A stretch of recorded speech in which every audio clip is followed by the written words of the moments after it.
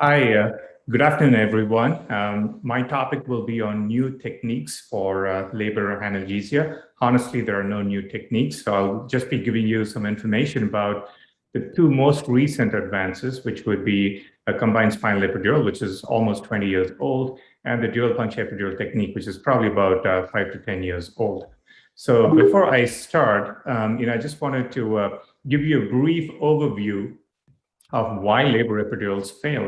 There's a 5 to 10% chance that labor epidurals might fail, and they are usually due to a variety of factors, including poor technique. So you could be in the wrong location, a longer length of epidural catheter in the space that increases the chances of catheter migration or malposition, or you can occasionally have anatomical problems where there are obstacles in the epidural space that prevent spread of anesthetic from one space to the other. And it could also happen in the setting of scarring after spinal surgery. So if you want to take a quick look at the epidurogram, a normal epidurogram when you inject a dye in the epidural space should give this classic Christmas tree pattern. But if you look at the reasons why labor epidurals fail, look at how the dye is distributed in all of these abnormal situations. In the first situation where the catheter tip escapes through the intervertebral foramina. For example, if you inject dye through that catheter, you can see that it's pooling in the paravertebral spaces. You can have a midline septum, in which case all the dye is going to be located on one side, or you can have a spinal deformity where the dye kind of tends to gravitate to one side, resulting in an asymmetric or sometimes a unilateral block. So there are two potential anatomical barriers I needed you to be aware of. So one happens in the posterior epidural space, which is probably the most common anatomical barrier within the epidural space. It's called the dorsomedian connective tissue band. And the second is a more recently described anatomical barrier called the meningovertebral ligament, which is situated in the anterior epidural space. So just remember that the epidural space is the circumferential space. Even though you access the posterior portion of the epidural space and inject your bolus, it's going to spread around circumferentially and cover the entire epidural space. So if you have a barrier either in the posterior surface or in the anterior surface, like the meningovertebral ligament, you may have some difficulty making sure that the drug spreads evenly on both sides to give you a good block. So because of all of these issues, there's always been a desire to come up with new techniques. For example, in the 1970s, there was a lot of refinement in the actual epidural technique per se, including the type of needle design, the choice of local anesthetic. And then in the 1990s was the first big step, which came because of the desire to introduce walking epidurals. And the reason they became popular is quite paradoxical, because the reason why CSCs became popular for labor was that you could actually skip the local anesthetic dose and just give spinal opioids. So you would reduce the possibility of a motor block and allow the laboring women to walk around. And so that was the initial driving force behind the CSC movement. And then we had a lot of clarity about the advantages and disadvantages of CSCs over time. And then finally, in the past 10 or 15 years, this concept of dual puncture epidural technique has come along, which is basically similar to a CSC, except that you don't inject any local anesthetic or opioid directly into the intrathecal space. So when it comes to CSC technique, I'm not going to go into the details of the technique, but I'm going to address some of the common myths, and the reasons why people are hesitant to do it. So there are good reasons to be hesitant and there are bad reasons. I'm going to go over two of those myths. So the first myth is that the common complaint you will hear is that, oh, if you put a CSC in, then you would not know whether the epidural catheter is working or not. And I'm going to actually show you two slides that tell you why this myth is completely wrong. So one of the first studies that really highlighted this problem was the study by Peter Pan that came out in IJOA in 2004. This was a retrospective study of over 20,000 neuraxials. And what they found was they compared the incidence of inadequate analgesia or poor quality analgesia, the need for catheter replacement in two groups. In one group that received a straight epidural and the other group that received a CSC. So there was an epidural, but that was done as part of a combined spinal epidural technique. And you can see that the overall incidence of inadequate analgesia is almost 50% lower if epidurals are done as part of CSCs compared to just straight epidurals. Similarly, the overall catheter replacement rate, the incidence of multiple replacements, everything is much lower in the CSC group compared to the epidural group. And so this was one of the first studies that told everyone that, you know what, doing epidurals as part of CSCs is not a bad idea. In fact, the success rates are actually much higher compared to a straight epidural. So that is for labor. What about for C-sections? You know, do you think that epidurals done as part of CSCs would work well for C-sections? We do have a study from Singapore that pretty much replicates the previous slide. You know, this is how effective is the epidural when you dose it up for a C-section. And again, you know, the odds ratio for failure is actually much higher with a straight epidural compared to a CSC. So epidurals done as part of CSCs are effective not only for labor, for the entire duration of labor, but also during C-section. So these two studies pretty much kind of kills the idea that epidurals done as part of CSCs do not work well. So the third point that often comes up is, well, maybe we are just delaying the recognition of a failed epidural catheter because the intrathecal component of a CSC will give you a pretty good window, and then suddenly the patient will start complaining of pain. So that's another reason why CSCs are frowned upon sometimes. And so this question was addressed by Jessica Booth. This came out in 2016. And what they did was a retrospective analysis of over 2,000 CSCs and epidurals. And so this is the Kaplan-Meier survival curve. And you can see that, you know, the overall CSC failure incidence is about twofold lower than epidurals. And if you look at the overall survival time of catheters, you can see that even within the first 100 to 200 minutes, you know, you can recognize a catheter failure. And this is similar regardless of whether the epidural is done independently, de novo, or as part of a CSC. So at least based on this study, it seems like putting in a CSC is unlikely to delay recognition of a failed epidural catheter. So you can see that the curves are pretty well matched all along, you know, and you can pretty much diagnose a failed epidural catheter within the first 200 to 300 minutes. So the myth number 2 is that, well, you know, you're doing an unnecessary dural puncture, so you can give a much higher incidence of post-dural puncture headache. And let's take a look at the data here. So I picked out 3 studies on CSCs, and what we find is that the overall incidence of headache, which was listed as a primary outcome in these studies, was no different. But one important critical distinction is that if you look at all these studies, they were all done with 27 and 29 gauge spinal needles. So whether this is true for a 25 gauge spinal needle, I don't know, but that's something to keep in mind.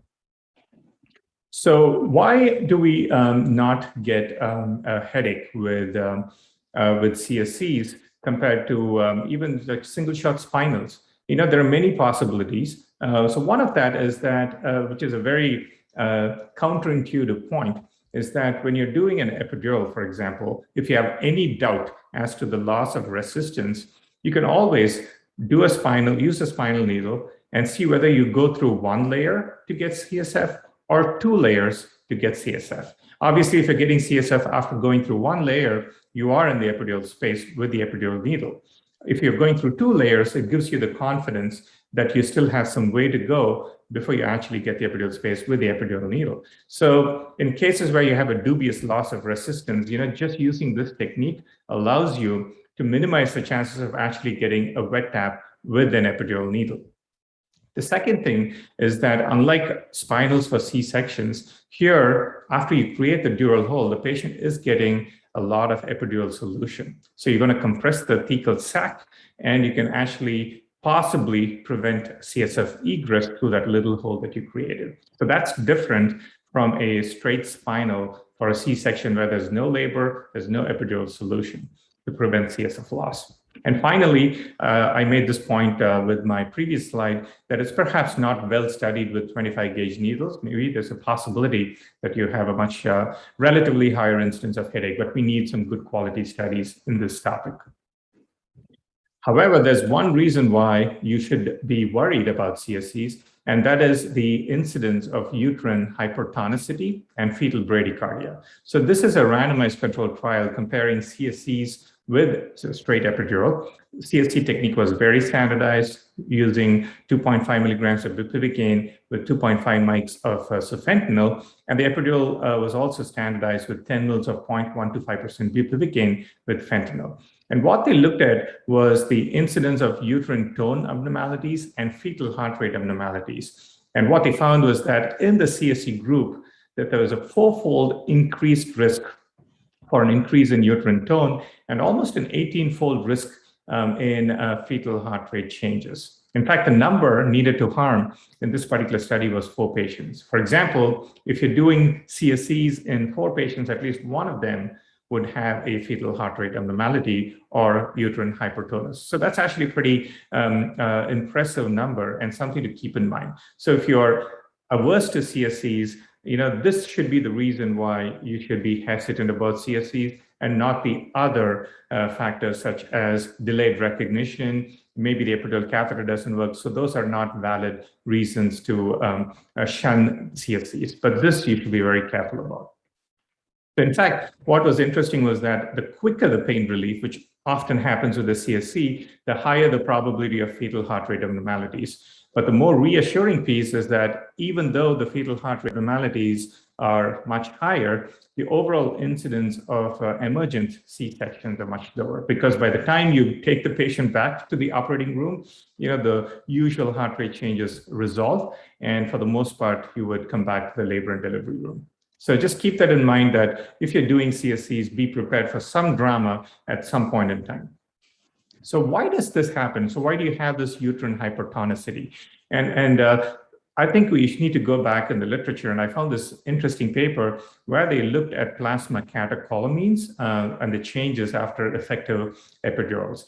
And they compared the change in catecholamine concentrations, especially the epinephrine concentrations, between epidurals and CSCs. And you can see the time along the horizontal axis and the percentage change in epinephrine level along the vertical axis. And you can see that within the first 5 minutes, there's a profound decrease in the plasma epinephrine level, both in the epidural group, which is marked in a thick black line, or the CSC group in the gray line. But you can see that the drop is much more acute for CSCs, almost a 50% drop, whereas for the epidurals, it's about a 30% drop at that time. So the epinephrine levels drop pretty profoundly in the CSC group because you're providing more effective and more quick onset of labor analgesia. But the problem is that epinephrine has got a beta-2 agonistic property, and it has a kind of a tocolytic effect on the uterus. So because you drop the epinephrine levels so quickly, you suddenly lose this beta-2 agonism that results in uterine hyperirritability and an increase in uterine tone, which results in a decreased placental perfusion and fetal heart rate abnormalities. So if there's one reason why CSCs you need to be concerned about, it's this particular reason. So just keep this in mind.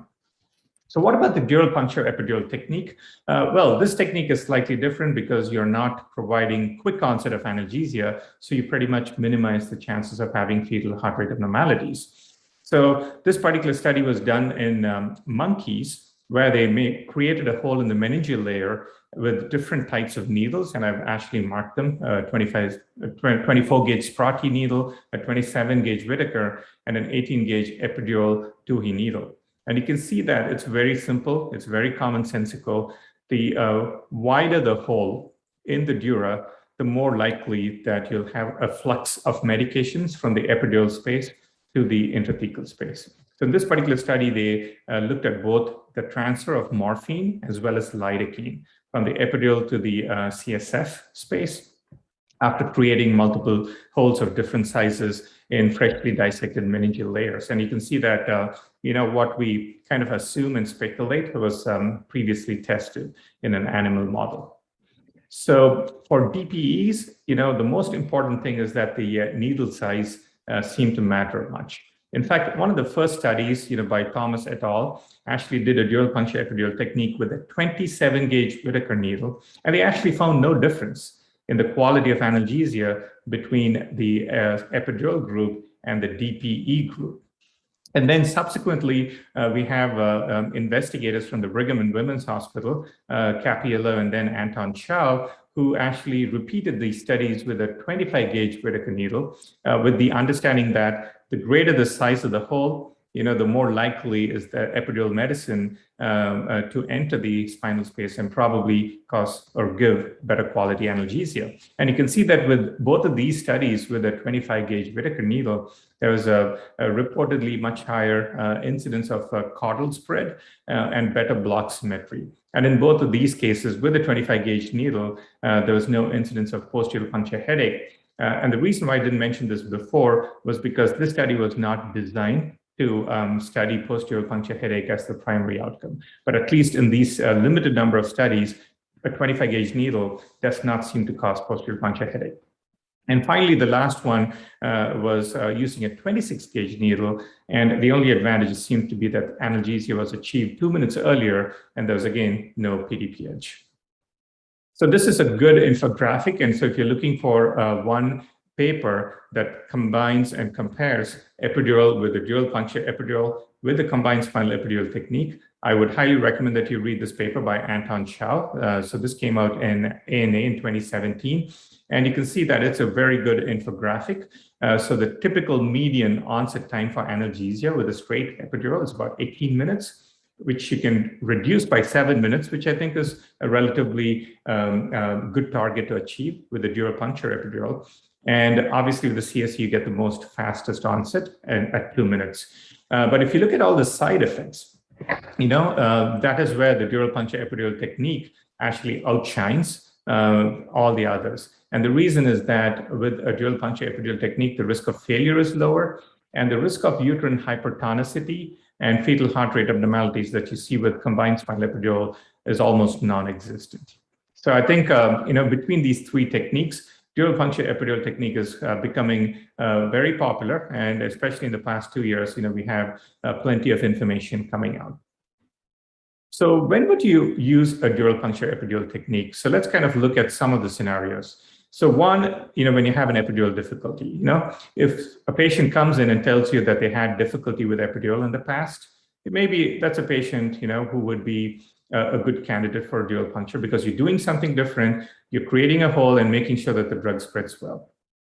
The second option is when you have an epidural that stops working during labor and you're replacing it, you want to do something different. Maybe again, DPE is a good way to go because it can confirm that you're in the midline, but because you're able to get CSF through the spinal needle. And then, the third one is the one that I mentioned before. If you have a loss of resistance that you're not very convinced about, you can always put a spinal needle through the epidural needle to see how many layers you have to get through to get the CSF. So definitely in place of the epidural difficulty, DPE has a role to play. But what about unique anatomy? For example, if someone is morbidly obese or a history of scoliosis or spine surgery, again, DPE would give you the option of confirming that you're in the midline as long as you are able to successfully obtain CSF back with the spinal needle. And then there are some other indications where you need to consider DPE and where CSEs are contraindicated. So for example, I'd never do CSEs in patients whose babies have a category 2 tracing, a non-reassuring fetal heart rate. I never do CSEs because it's highly likely they may end up worsening uteroplacental perfusion and causing fetal compromise.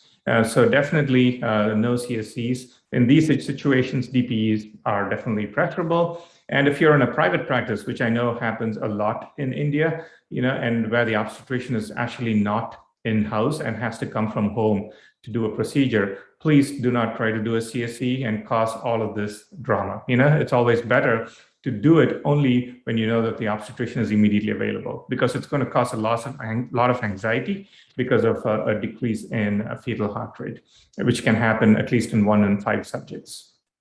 So in summary, epidurals work well 80 to 90% of the time, more stable physiology, but it's not a good technique for all the patients. So CSEs obviously, provide good quality analgesia, very relatively less risk for failure, but you have to be aware of the fetal heart rate abnormalities, which I think is one of the biggest problems.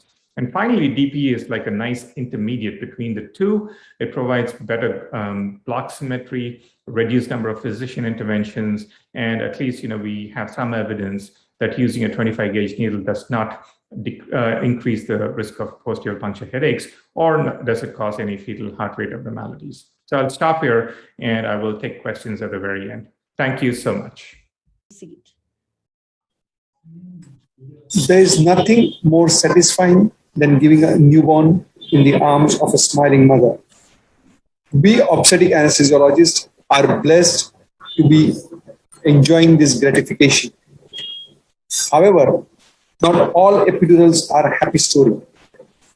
84 to 86% of the epidurals will work on the first go and will be working satisfactorily. However, 12 to 14% of epidurals may need some kind of a management or manipulation in order to make them work. 5 to 6% of these epidurals may need catheter management in terms of catheter pulling out or adjustment of the catheters. However, there are 7 to 8% of the epidurals which may need resighting.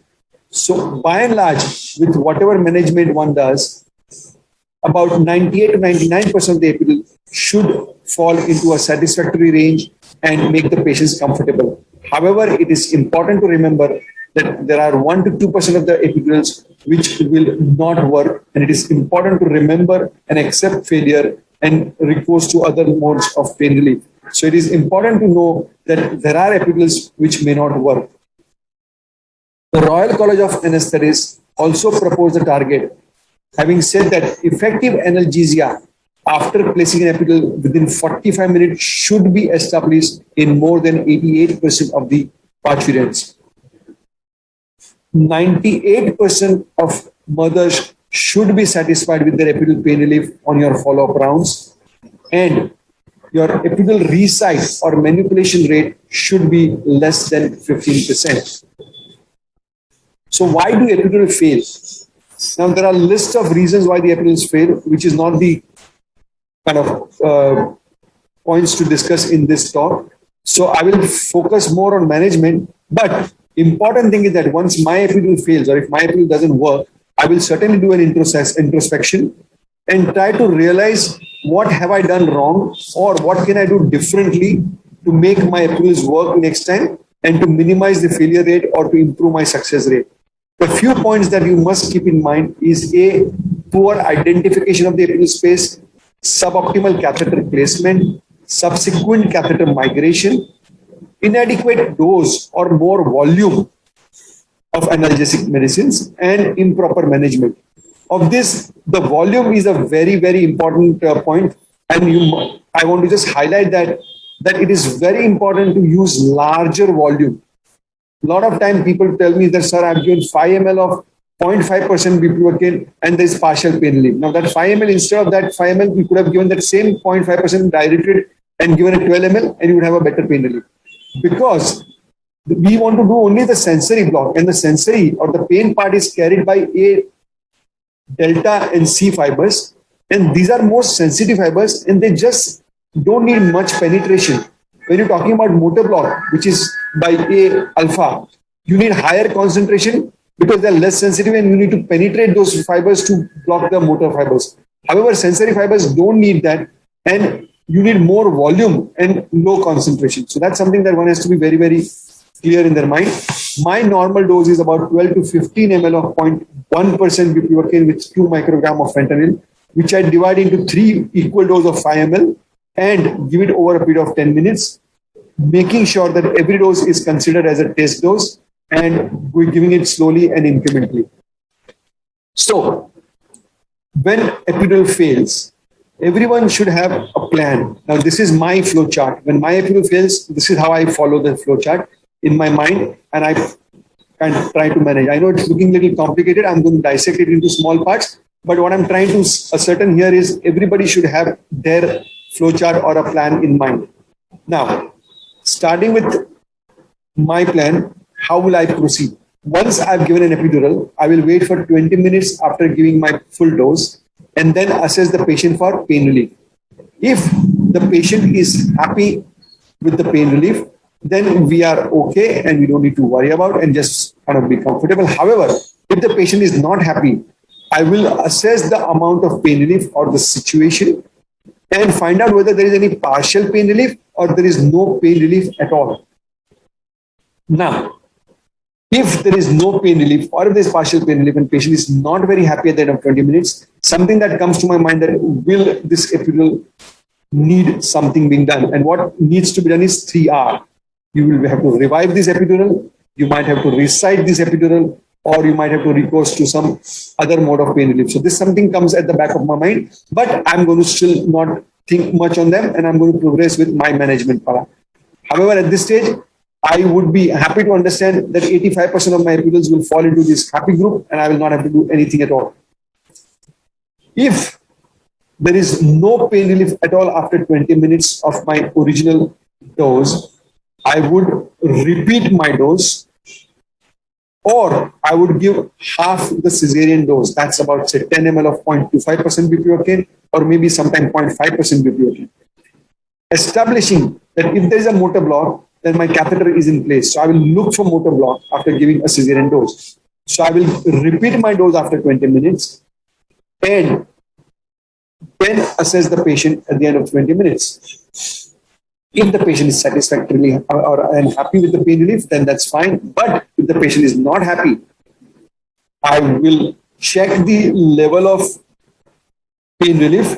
If it is good motor block with partial pain relief, I will discuss about that situation a little later. But if there is minimal pain relief or there is no pain relief at all, it is the time for me to accept the failure. And I will say that, yes, this epidural is not going to work. I need to remove this catheter and either recite or think of the other option. The reason I am saying that at this stage it is very, very important to accept failure is, number one, you're already approaching that 45 minutes guideline by the Royal College of Anaesthetists, and you already wasted 45 minutes in establishing pain relief and you have not achieved anything. So better remove the catheter and recite it to do something better. Or my main concern is, there is very typical situation where your catheter is partially intravascular, where you may have minimal pain relief, no pain relief, minimal pain relief, no pain relief, and you keep giving more and more. And at the end of the hour, you might end up with a local anesthetic toxicity. Or if the catheter is subdural, suddenly at some stage by giving lots and lots of volume, you might have disturbed the balance and your arachnoid membrane will then get punctured and you may have a total or a high spinal. So it is very, very important to accept failure at this stage and not to worry about continuing to manage this catheter and think of reciting or recourse to the other option. So now let's come to this part of partial pain relief with your epidural. And it's this 12 to 14% of your epidural that will fall into this group. And this is where we need to kind of focus more on how we're going to do. And I have a three-step management to revive this epidural, either by assessment and management of your epidural. So what are you going to assess? I've just kept a compass here just to kind of give you the visual things that you will assess north, south, east, west. That means you will assess the height of the block. You will see both the sides. Is it left side working, right side working? Is it numb perineum? But patient is complaining of pain, but the perineum is completely numb. Or the sacral sparing, where the height of the block is very good, but patient is complaining of pain in the bottom area. Or there are patchy blocks, mid-segments. So you need to assess the quality of your block. And also you need to assess the 4 Ps. That's the position of the fetal head. Is it occipital posterior? Has the progress of the labor been very fast and suddenly the patient has become fully dilated? Is there a possibility of uterine hyperstimulation or hypotonicity? Or there is a possibility of a full bladder or a scar dehiscence. So the obstetric assessment also is important. So it's important to assess your block as well as assess the patient from the obstetric point of view. Once you've assessed the patient with this thing, then you try to manage the failure. And again, my management options are 4 M's. That's either I'll use more volume or more concentration, or I'll manipulate the catheter. And the last thing, which is a little controversial, is that move the patient, that is, use the gravity. I know the book says that there is no gravity in epidural space and gravity doesn't make sense. but I'm sure all obstetric anesthetists who work with labor analgesia would say and would agree that when you have a unilateral block, if you turn the patient on the side where the block is not working, it certainly gives a good block. Or in second stage, we do give blocks sitting the patients up and it works. So yes, I would still put that as a fourth management point. The question is whether you will give more volume or you will manipulate the catheter first. Now, there's a very good study where they had 78 patients with inadequate analgesia, and they made the plan that either they had a two-step approach. In the group 1 or on the group A, they gave extra volume first, and if that didn't work, then they pulled out the catheter and then they gave extra volume again. In plan B, they pulled out the catheter first, gave extra volume, and if that didn't work, they gave extra volume again. So what they found was 75% of the time, whether you gave only local anesthetics or you pulled out and gave local anesthetics, 75% of the time you managed to salvage the block.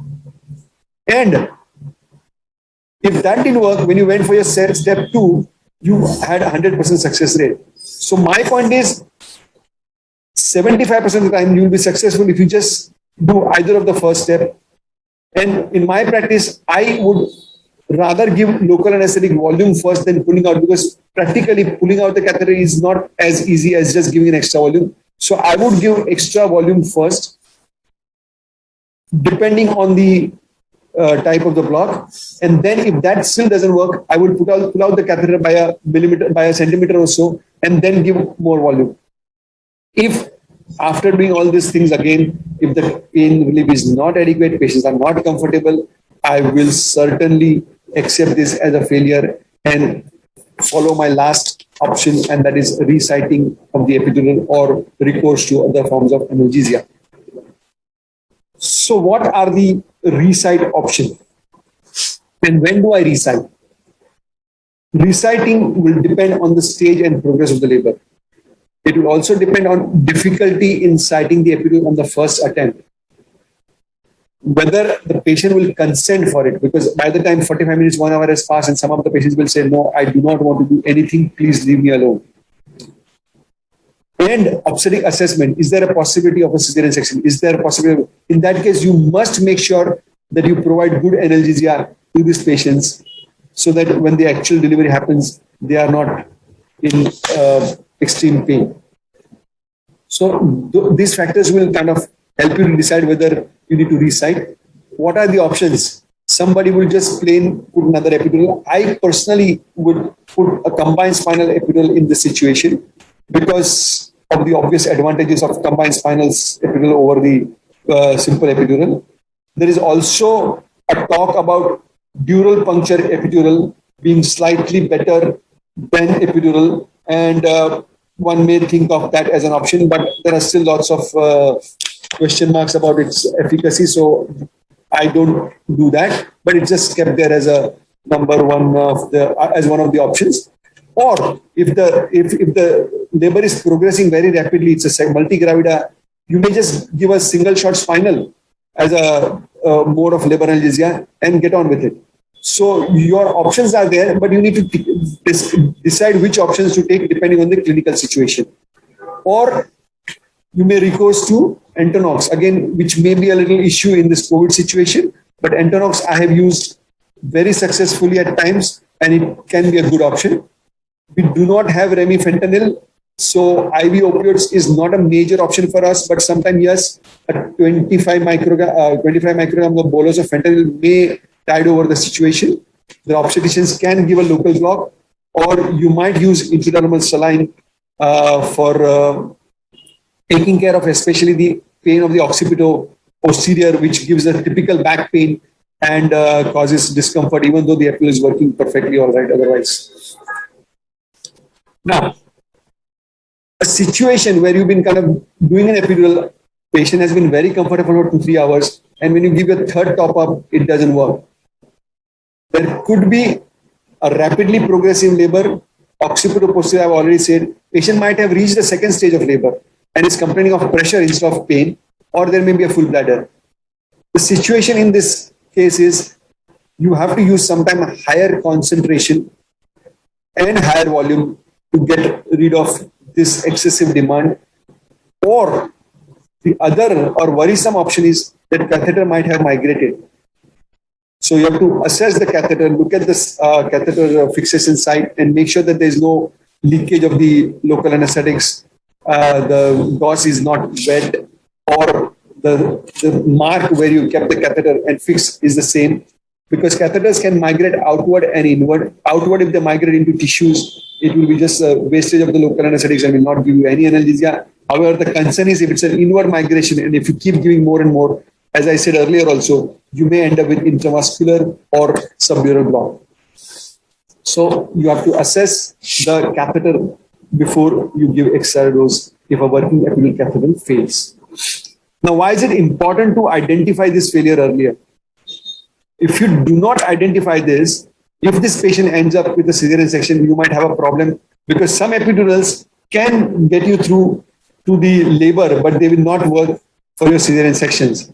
And which are the kind of red herrings or the early warning sign is frequent breakthrough pains, higher number of top-ups than your normal top-ups, inadequate pain relief, higher BMI, higher gestational age, high VAS during labor, and younger or maternal age. But however, the first three are important from our point of view at this moment, that if you have a frequent breakthrough pain, multiple top-ups, and inadequate pain relief, which patient is saying, okay, I can manage, these are the epidurals that will probably fail when you have to do a cesarean under the same epidural. So you have to be alarmed. And again, assessing the situation, you may want to recite those epidurals so that you don't end up in a mess on the operation theatre. This is what I call iatrogenic failure, not giving dose in the second stage of labor. There are a lot of people who, or rather a lot of obstetricians who would advise not to give dose once the patients are fully dilated, because they think that the patient is not going to push or they might have to use instruments. It is not acceptable. Actually, you know, these are various stories I get sometimes of patients who have not delivered with us earlier. They come that I had an excellent painless labor, but the delivery was extremely painful. You must understand that the delivery pain is more intense than the labor pain. The nerve roots are far away from your epidural tip. The sacral nerves are thicker and are larger in diameter, so they need more volume and more concentration to penetrate. And hence, it is extremely important that do not stop or withhold analgesia during second stage. Okay, so avoid this iatrogenic failure for sure. Now, I just want to quote this one patient of mine who was second gravida. I gave her an epidural, and it was obviously not working well, and she was very uncomfortable. So I did my extra dose, and by the time, 30, 35, 40 minutes had passed, and she was not very happy. So I was almost thinking of reciting when the obstetrician checked her and she was fully dilated.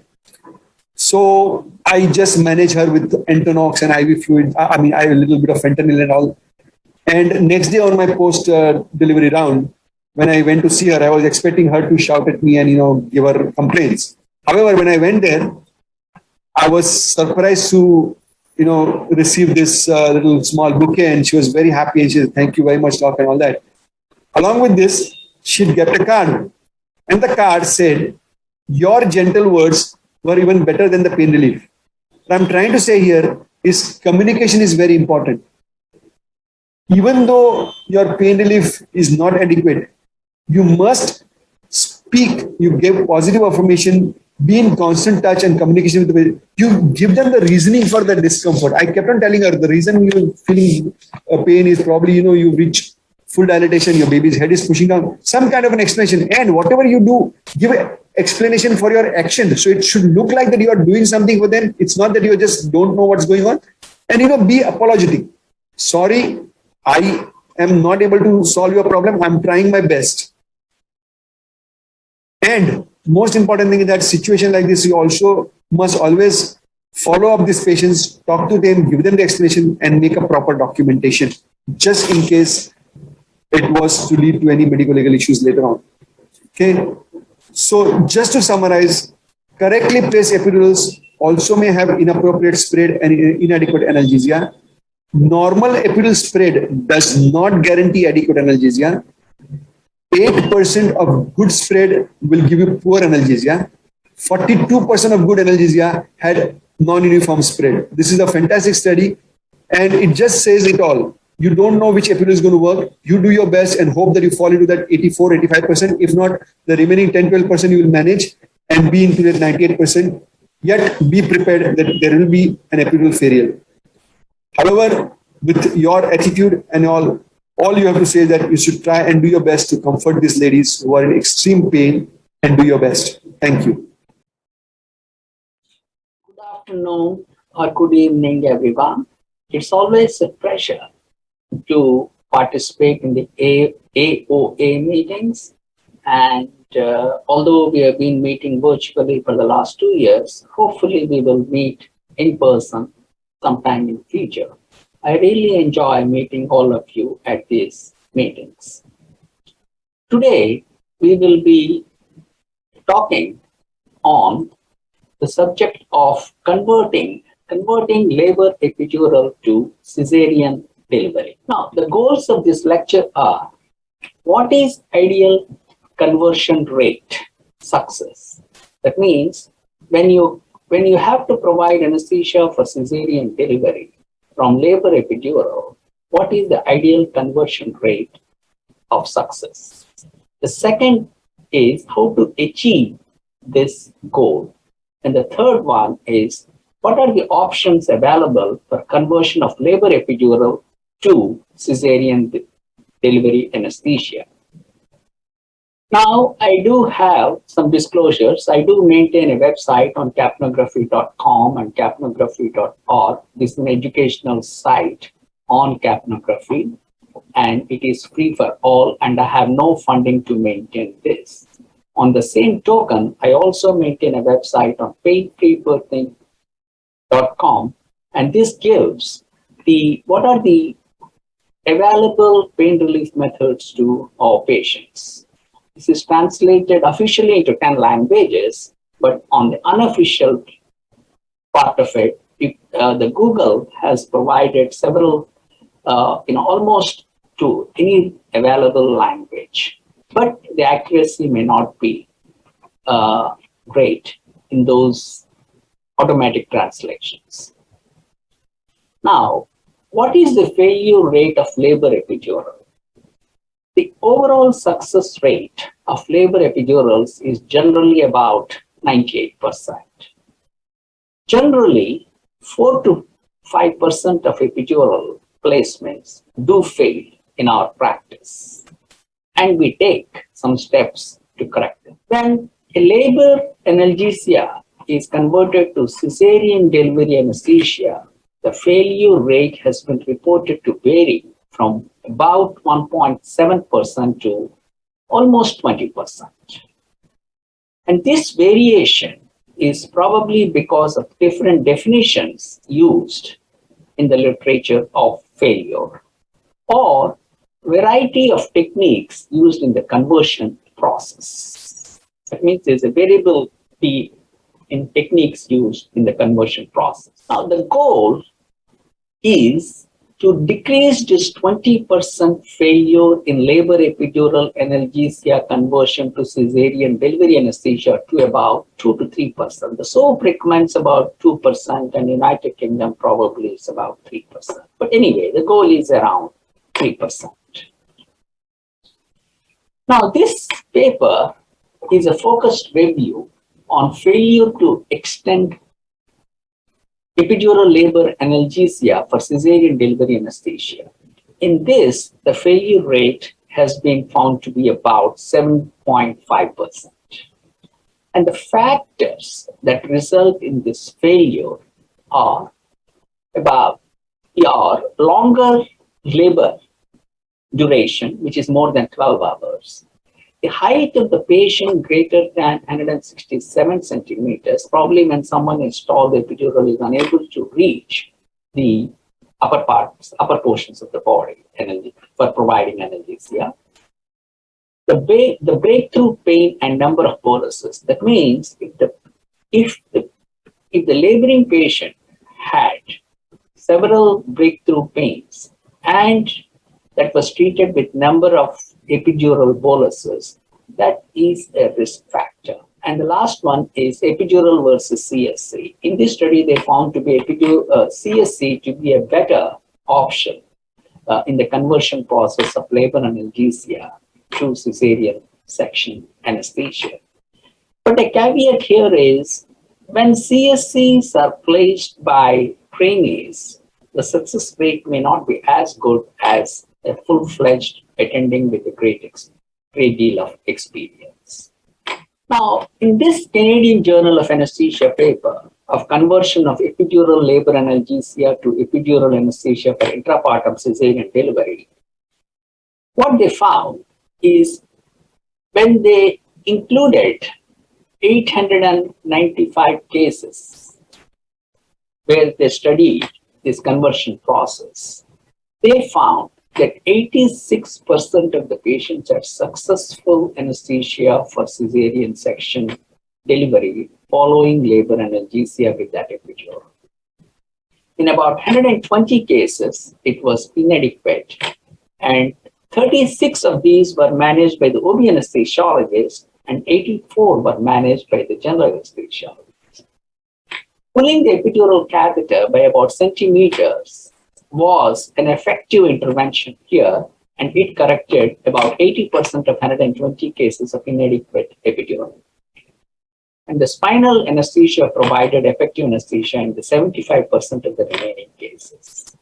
And both interventions, like the spinal as well as pulling the epidural catheter, reduced the need for general anesthesia. And one important point here is the GA rate was decreased to 1.2% in the group where the OB anesthesiologists were involved versus the general anesthesiologist providing obstetric care, it was about 5.6%.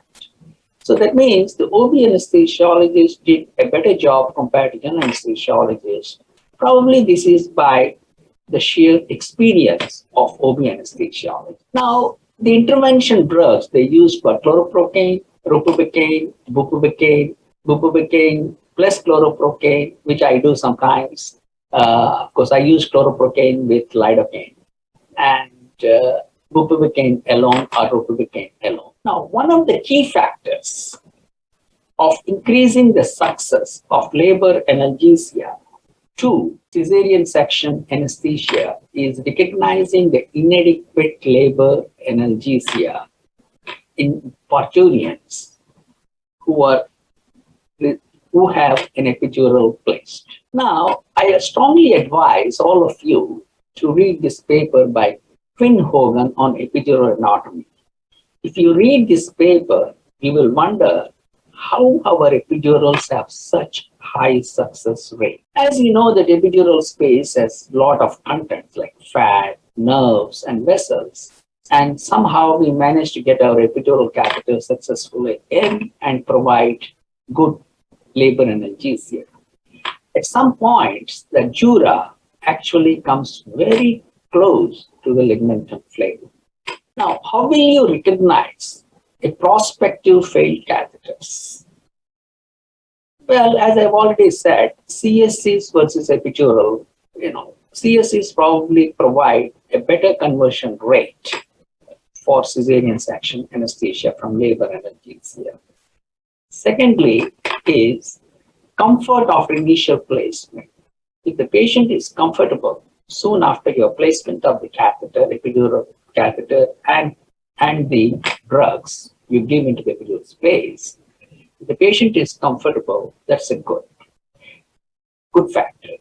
And the third thing is you have to evaluate every couple of hours how the patient is feeling during labor analgesia.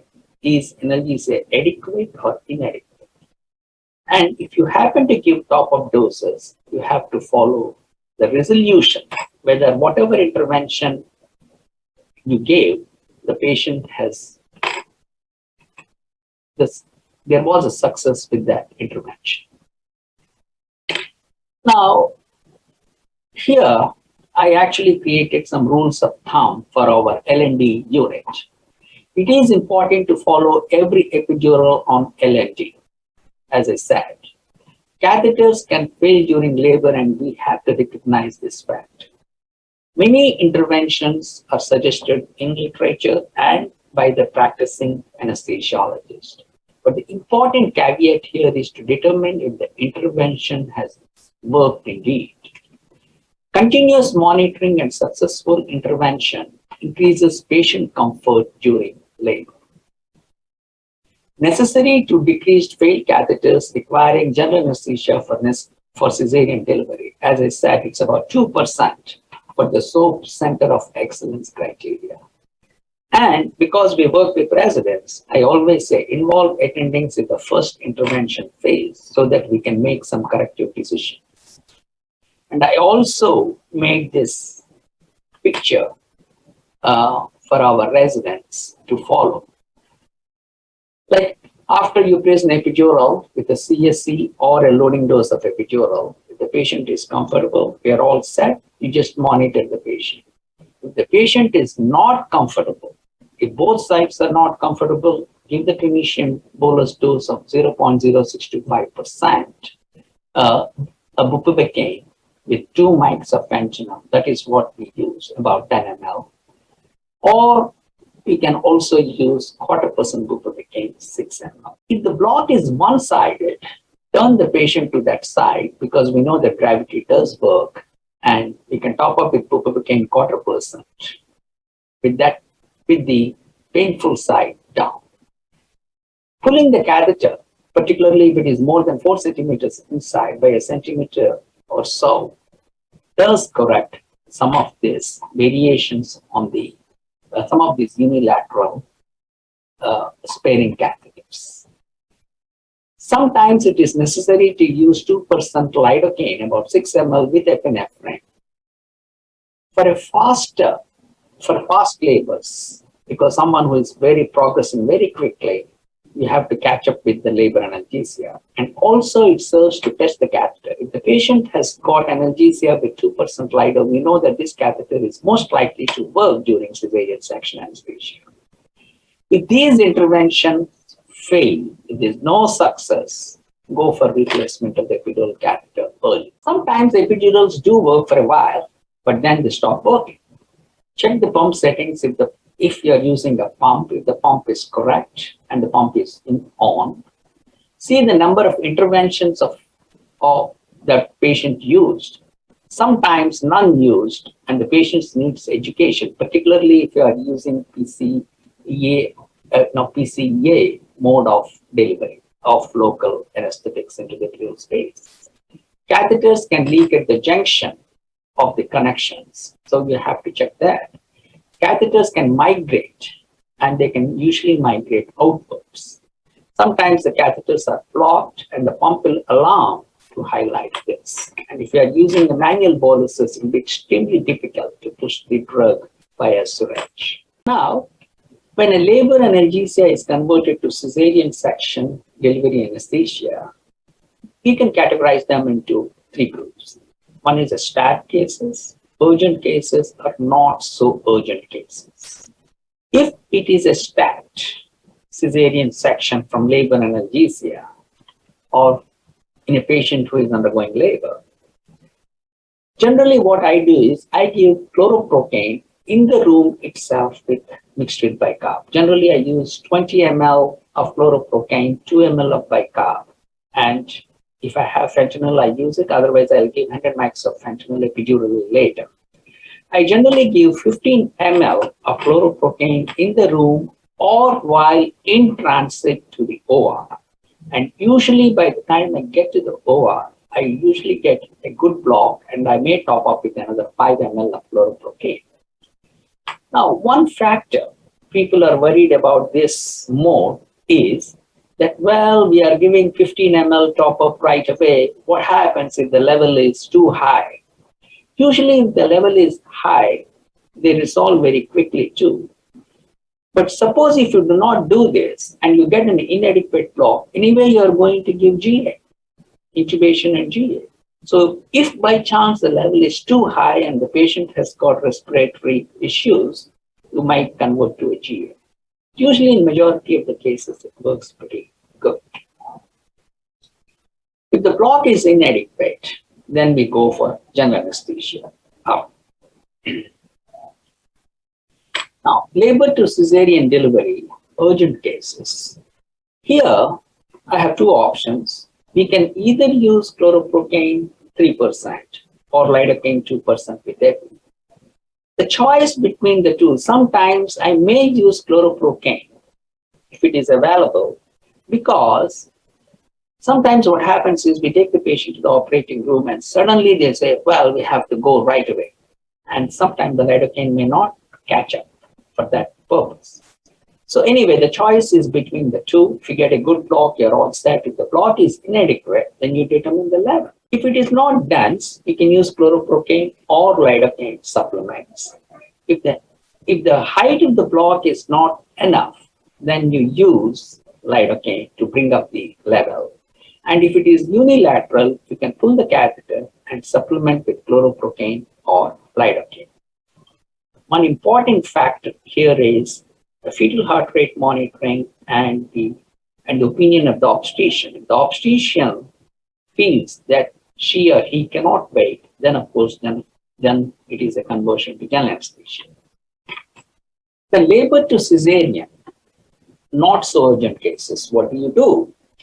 Lidocaine 2% with epinephrine is a good option. Get a good block, you're all set. And if the block is inadequate, again, as I said, determine the level, and you have three options here, like I have explained before. Now, if the block is still unsuccessful, then we have three options.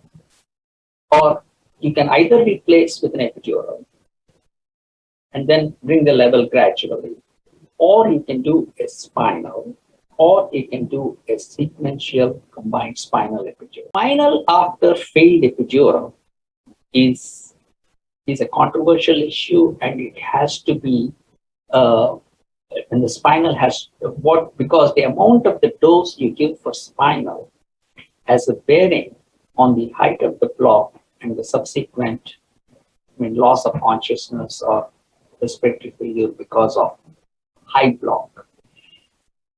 Portnoy and Badera suggested that give about 20 to 30% of the spinal dose in a failed epidural catheter cases.